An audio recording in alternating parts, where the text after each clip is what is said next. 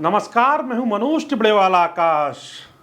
मेरे programme the MTA speaks में आपका स्वागत है। आज हम बात करेंगे मध्य प्रदेश के बड़बोले मंत्री विजय शाह की।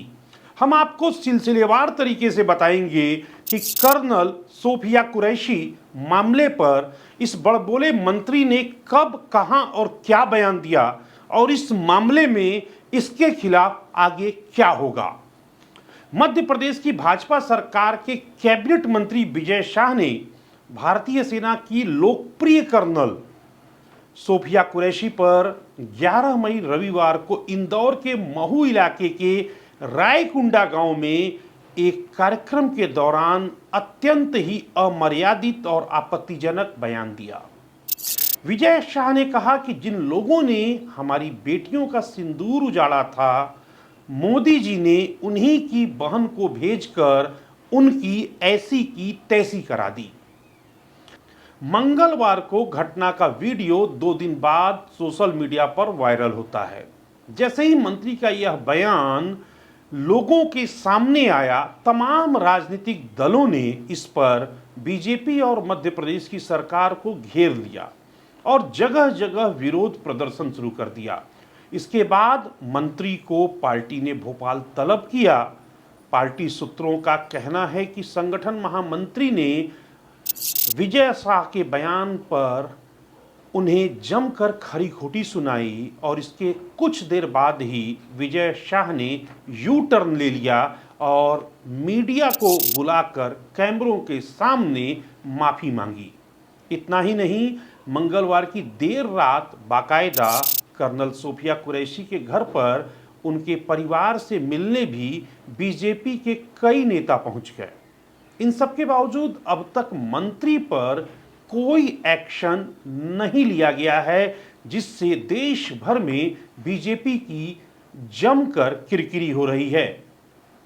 इसके एक दिन बाद यानी कि 14 मई को मीडिया में उछले इस मामले को अब लपक लिया मध्य प्रदेश के हाई कोर्ट ने। बुधवार को हाई कोर्ट ने इस बयान का स्वतः संज्ञान लिया, सुमोटो कॉग्निजेंस लिया।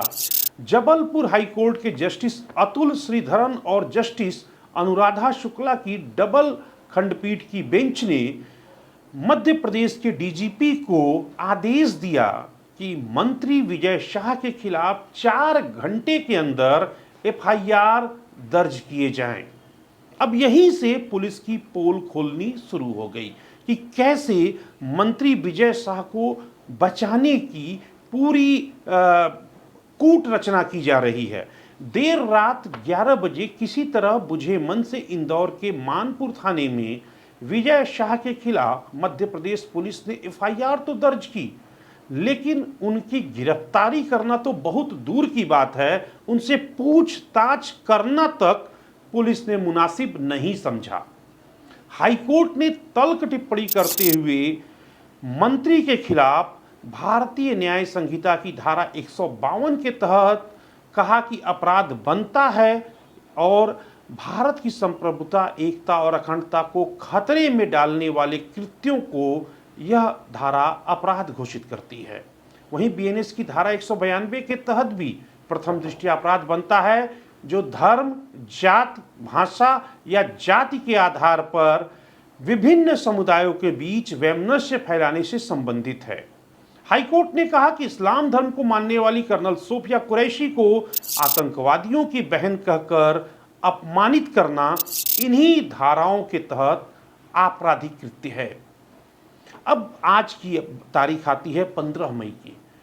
मध्य प्रदेश पुलिस द्वारा मंत्री विजय शाह के खिलाफ जिस हल्के अंदाज में एफआईआर दर्ज की गई, उस पर एक बार फिर आज मध्य प्रदेश हाईकोर्ट भड़क उठा। हाईकोर्ट की डबल बेंच की खंडपीठ ने मंत्री विजय शाह के खिलाफ एफआईआर को सिर्फ खानापूर्ति बताया। हाईकोर्ट के जस्टिस अतुल श्रीधरन और जस्टिस अनुराधा शुक्ला की बेंच ने आज अपना आदेश एक बार फिर सुनाते हुए कहा कि एफआईआर को पूरी तरह से देखने पर लगता है कि आरोपी के कार्यों का एक भी उल्लेख पुलिस को नहीं मिला, जो उसके खिलाफ दर्ज किए गए अपराधों को बताता हो। एफआईआर इस तरह से दर्ज की गई है ताकि यदि पूर्ववर्ती सीआरपीसी की धारा 482 के अंतर्गत इसे चुनौती दी जाती है तो इसे रद्द किया जा सके, क्योंकि इसमें भौतिक विवरण की कमी है। मध्य प्रदेश हाईकोर्ट ने फिर आदेश दिया कि कल यानी 14 मई का पूरा आदेश एफआईआर के पैरा 12 के भाग के रूप में पढ़ा जाएगा। हैरानी की बात तो यह है कि न सिर्फ भाजपा संगठन बल्कि पूरी की पूरी राज्य सरकार भी मानो एक तरह से पर्दे के पीछे से इस बड़बोले मंत्री को बचाने के लिए उतर आई। मध्य प्रदेश सरकार के महाधिवक्ता प्रशांत सिंह ने हाईकोर्ट में मंत्री को बचाने के लिए एक के बाद एक गजब की दलीलें देनी शुरू की। इस पर हाईकोर्ट के जस्टिस अतुल श्रीधरन ने सख्त लहजे में कहा, यह किसी हत्या की जांच नहीं है बल्कि एक आपत्तिजनक भाषण से जुड़ा मामला है। ऐसे में इसमें लंबी जांच की आवश्यकता नहीं है। हाईकोर्ट ने कहा, अब इस पुलिस के विवेचना की निगरानी सीधे हाईकोर्ट करेगा। जांच किसी दबाव में प्रभावित न हो, इसलिए ऐसा करना आवश्यक है। हाईकोर्ट इस मामले में छुट्टियों के बाद फिर सुनवाई करेगा और देखेगा कि तब पुलिस ने इस मामले में क्या किया। अब आपको एक नई बात बताते हैं। सारे मामले के बाद मंत्री कैसा दुस्साहसी है, मंत्री अपने आप को बचाने की कौन कौन सी चालें चलता है, मंत्री अपने को साबित करने के लिए क्या करता है। आज सुबह सवेरे यह मंत्री सीधे नई दिल्ली के सुप्रीम कोर्ट में आ धमका और अपने वकील के माध्यम से मंत्री ने अपने रसूख का इस्तेमाल करते हुए सुप्रीम कोर्ट में हाई कोर्ट के आदेशों को चुनौती दी।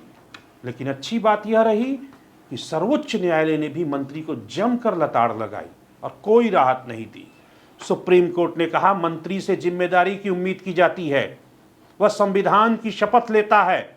सुप्रीम कोर्ट ने साफ तौर पर इस बड़बोले मंत्री की याचिका पर सुनवाई करने से इनकार कर दिया। राजनीतिक दल इस मामले को जमकर भुना रहे हैं और लगातार विरोध कर रहे हैं। कांग्रेस ने आर पार की लड़ाई का ऐलान करते हुए मध्य प्रदेश में जगह जगह विरोध प्रदर्शन शुरू कर दिया। इसके बाद खबर यह भी है कि वे कल राज्यपाल मंगू भाई पटेल से मिलेंगे और इस मंत्री के इस्तीफे की मांग करेंगे।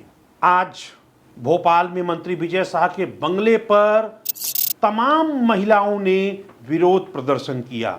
जब पुलिस पहुंची तो इन लोगों को विरोध प्रदर्शन से रोका गया। श्यामला हिल्स स्थित मंत्री के बंगले पर मंत्री की सुरक्षा में बड़ी संख्या में पुलिस तैनात कर दी गई। आसपास बैरिकेडिंग भी की गई ताकि मंत्री के आसपास कोई भी फटक न सके। अब हम आपको बताएंगे दो प्रमुख किरदार विजय शाह और कर्नल सोफिया कुरैशी के बारे में। ये कौन हैं और कैसे चर्चा में आए।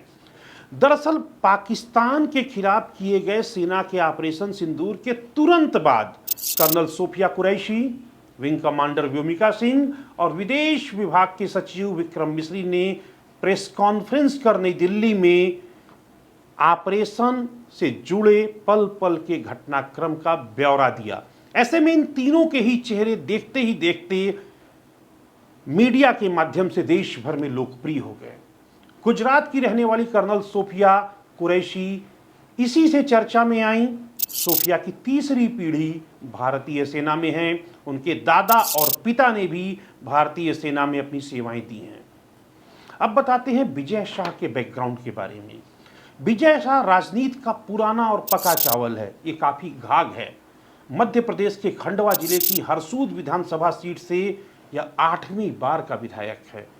इसी से आप अंदाजा लगाइए कि राजनीति में इसने कितने बसंत देखे होंगे। मौजूदा मोहन यादव की सरकार के साथ ही विजय शाह, बाबूलाल गौर, शिवराज सिंह चौहान की सरकार में मंत्री रह चुका है। सबसे बड़ी बात यह है कि यह विजय शाह आदिवासी समाज से आता है। शायद हो सकता है कि इसका आदिवासी होना भाजपा को यह निर्णय लेने में रोक रहा हो, इस पर क्या कार्रवाई की जाए। हैरानी की बात है कि मध्य प्रदेश की पूर्व मुख्यमंत्री और भाजपा की कद्दावर नेता उमा भारती ने खुलेआम सोशल मीडिया पर आकर कहा कि विजय शाह को तत्काल मंत्री पद से बर्खास्त किया जाए और एफआईआर पर तुरंत कार्रवाई की जाए, क्योंकि उन्होंने पूरे देश को लज्जित किया है। लेकिन इसके बावजूद अब तक 10 तारीख की घटना के बाद 15 तारीख बीत गए, हाई कोर्ट से लेकर सुप्रीम कोर्ट तक ने गलत माना विजय शाह के बयान को, लेकिन भाजपा की नज़र में अभी तक यह अपराधी नहीं है। इस आरोपी के विरुद्ध कोई कार्रवाई नहीं की गई। हो सकता है भाजपा सियासी नफे और नुकसान को तौल रही हो। अब देखना दिलचस्प होगा कि सुप्रीम कोर्ट की टिप्पणी के बाद बीजेपी अपने मंत्री विजय शाह को बरकरार रखती है या फिर उनका इस्तीफा लेती है या फिर पार्टी से भी निष्कासित करती है। और मध्य प्रदेश की पुलिस की अगर बात करें तो मध्य प्रदेश पुलिस की साख भी दांव पर है कि क्या मध्य प्रदेश पुलिस इस आरोपी को एफआईआर के बाद विवेचना के क्रम में गिरफ्तार करने का साहस जुटा पाएगी। हम आपको इस समूचे घटनाक्रम से आपको अवगत कराते रहेंगे। मेरे प्रोग्राम द MTA स्पीक्स में जुड़ने के लिए आप सभी का बहुत बहुत धन्यवाद।